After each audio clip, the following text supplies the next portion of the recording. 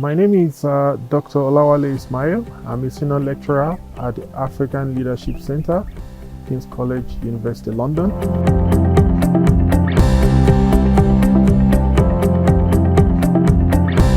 Why is research into such borderland communities important? There are four varieties of reasons. One is there is a clear security dimension to borderland communities, either because they are sites of intercommunal clashes between farmers and herders on the one hand, but also in terms of cross-border movement of fighters, of armed groups, of militia groups, of criminal elements who are crisscrossing international borders. So there is a clear security component or reasons why it is important to understand what goes on in these communities and why focusing attention into these communities can play a big role in improving national but also cross-border security across Africa. The second reason is that most border communities across Africa, whether it is those with agro-pastoralist communities or not, they are the sites of intense economic activities, economic production take place in these communities.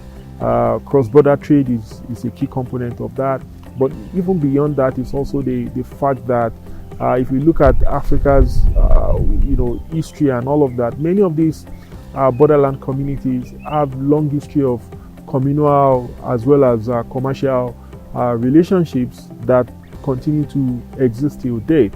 The third reason is also the fact that these borderland communities are also always going to be key in terms of helping to measure progress in relation to key socioeconomic goals in the context of the SDGs, in the context of Africa's own Vision 2063, and also the socioeconomic development agenda of national government and also regional economic integration bodies.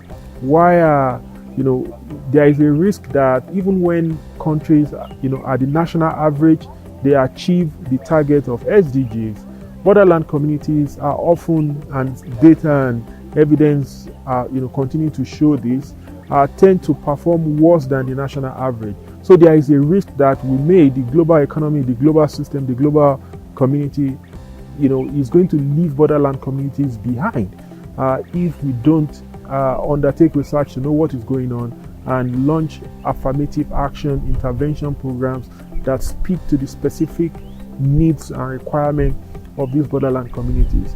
The final reason is that many of the borderland communities, especially those with agro-pastoralists, they are sites of cultural creation, cultural preservation. They are communities that are embedded in cultural practices and traditions that continue to survive several centuries till date.